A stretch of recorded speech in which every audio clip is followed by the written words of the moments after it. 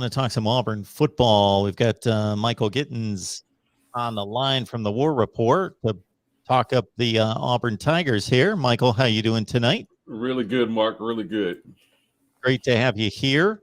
I believe that your team is partaking in what I would consider to be the best matchup of the week at Texas A&M. And let's start out with that college football ranking. Does it matter to you at this point? There's a lot of football to be played. Oh, man. 12, right? Yeah, I would say right now, Auburn's right where they should be in the rankings. They've got a lot left in front of them, and they have the consensus hardest schedule left in college football. So this committee released some rankings. They brought Mississippi State out at 17. They're still left on our schedule. So whether they stay there, they got a match up with Arkansas this weekend. But hypothetically speaking, if they win that matchup, you just came off a top 10 Ole Miss. You've got number 17 Mississippi State. You've got Alabama, who's sitting at number 2 right now. And if you get through that gauntlet, we've got Texas A&M this weekend, but if you get through that gauntlet, you've got to play Georgia again. So there are plenty of chances for this team to prove that they are where they should be right by the end of it. I think it's a really good spot. And I think of all the 2-loss teams, similar to 2017, this might be one of the best shots that any 2-loss team has ever had to get into this playoff. I don't see how you leave the SEC champion out of it. No, you don't. And that 2-loss scenario not just involves you, but of course, Ole Miss and Texas A&M. The advantage that you guys have, obviously, is that one of the losses is out of conference for Texas A&M. Both losses in conference, but they've already slayed Alabama head-to-head, have that taken care of. You guys would have to do that anyway, or the conversation's null and void. Ole Miss probably in the 3rd position from that standpoint, but it could be interesting for those of us that don't have a dog in the fight, that just love to see chaos, if either Texas A&M runs the table and get some help from you, or you guys run the table and then that takes care of itself and you create the 2-way tie and march on to Atlanta. That would be... Well, Texas A&M has 2 kind of iffy losses on their schedule, Mark. Yeah. So if they ran the table, I think you could make an argument, because I don't think there's anything Georgia could do to get left out of this playoff. Even if they lose the SEC championship, if it's to a 1-loss Alabama or if it's a 2-loss Auburn, I think Auburn gets in. All of college football hates the SEC because there will be two teams from the conference, and I think Georgia makes it in no matter what at this point. And when you're looking around college football, look what they did to Cincinnati, right? They put Cincinnati at 6, which essentially tells me what they think of that win against Notre Dame. I think they have no shot here. So I think there's a better chance that 2 SEC teams get into this playoff than there is that Cincinnati makes it at all. The Big Ten champion, assuming that it's Ohio State or Michigan State, is definitely going to be in. And then you got Oklahoma, who's just hovering on the outside at number 8. And with the things that are going to happen in front of them, I still think they have a decent shot to get in as well, too. So Auburn has plenty of chances to prove they belong in this conversation. That's the blessing and the curse of playing in the SEC. You got when the season started, a lot of people thought we had the 2nd hardest schedule next to Arkansas. Now we're sitting here, and the way things have panned out, you're looking at Penn State or Texas, and you're thinking, which was the tougher non-conference test? I think you can argue Penn State was, right? So you've got the hardest schedule. That's my vote. Football, right? You got the hardest schedule in college football.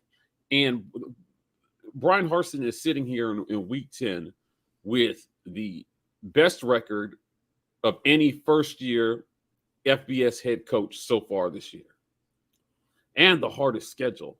They're getting better every week. They're making strides. And then the emergence of consistent Bo Nix. This is a scary proposition. If he plays up to his potential, it opens up a lot of possibilities for Auburn down the stretch here. So I think this team goes as he goes. Teams have been they've shown that they're willing to sell out to stop the run and make Bo Nix beat them.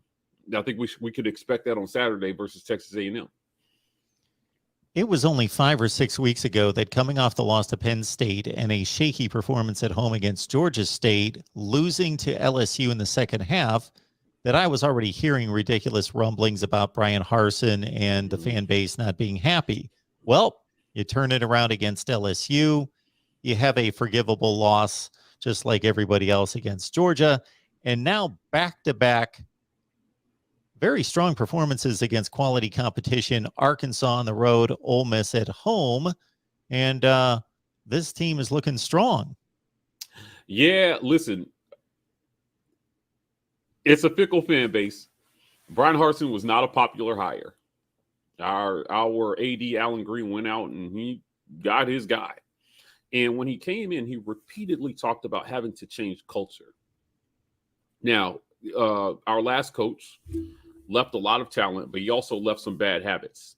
Brian Harsin has spent the better part of the offseason and the first half of this season working out those bad habits. You know, we had questions about some of the talented guys who weren't starting in the Monday pressers. I've asked him about some of those guys. He said, listen, we're going to play the guys who practice hard. So if you're not seeing a guy, he hasn't earned it in practice. And he's proven that, yeah, I felt like he was falling on this, or he was ready to die on this hill. He will he's going to change culture at whatever cost. And guys are going to work hard, and they're going to try, and they're going to understand that it is a complete privilege to play football for Auburn University. So now what you have is he goes out in the offseason, he gets TJ Finley. We hear all offseason that TJ is pushing Bo to be his best. And then he does the unthinkable, because under Gus, benching Bo was an impossibility. But against Georgia State, as you referenced, he got benched.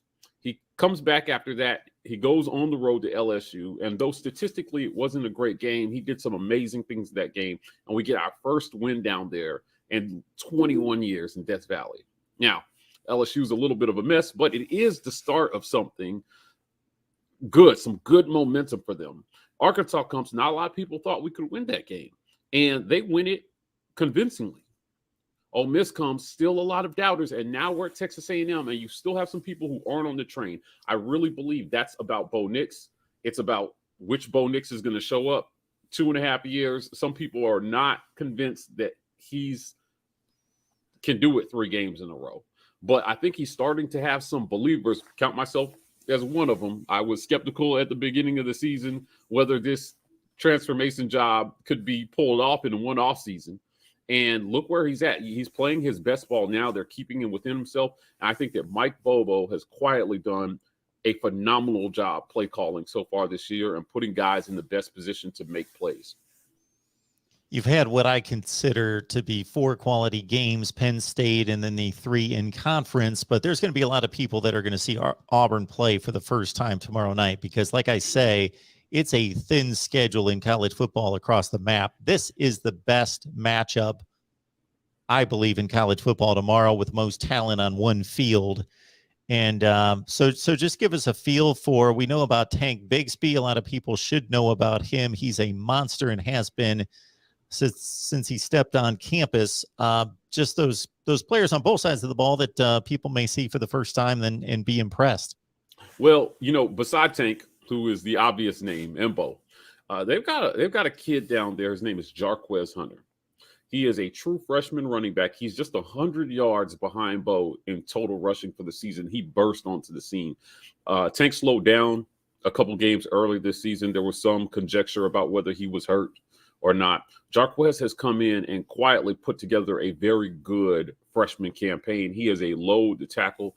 He squats 600 pounds. He's an absolute monster. And this coach has said that he earned it in practice. He earned those reps in practice. Now, the senior, Sean Shivers, which is what everybody assumed he would be the number 2 back, missed some games, and this freshman just burst on the scene, and he took the number 2 spot and just never gave it back. Now we're playing all 3 backs. So watch out for Jarquez Hunter on the offensive side of the ball.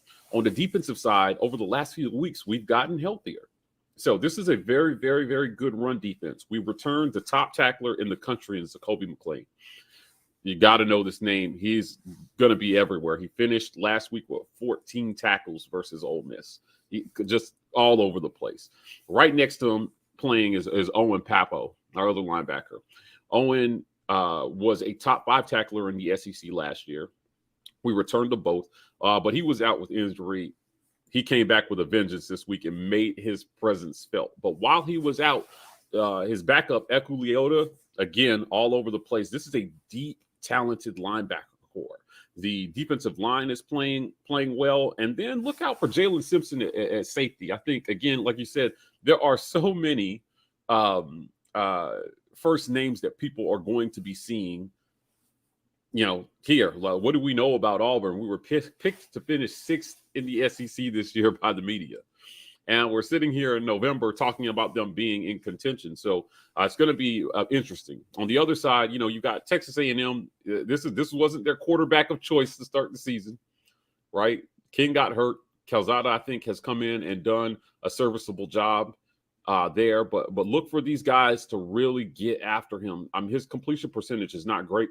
His adjusted says that he's not that accurate at times. So we'll see if we can get back there and bother him some and force him into some mistakes. Serviceable, great term to put on one Zach Calzada, who had the better of the two arms between the two, but a lot of mistakes out of him early. He's become, let's say, more serviceable.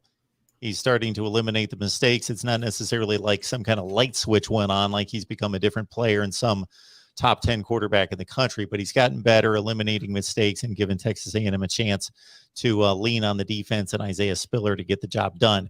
Again, this is what I consider to be the best matchup in college football on Saturday. This is the game I'm going to be watching for sure, in addition to everything else, but this is number one priority for me and a priority for all of you, whether you like, if you like Auburn football, forget it. You should be on the War Report. There's no question about that. Why are you watching me? You need to watch these guys, Michael Gittens and the staff over there at the War Report. But I'm telling you that if you just love the SEC in particular, but college football, and I'm a big proponent of smart college football talk, smart talk. There's so little of it, so precious little of it out there. These guys are worth the view, the listen, again, on the War Report right here on YouTube. Michael, we appreciate you stopping by. Enjoy the game, and hopefully we can talk to you soon. All right. Thanks, Mark.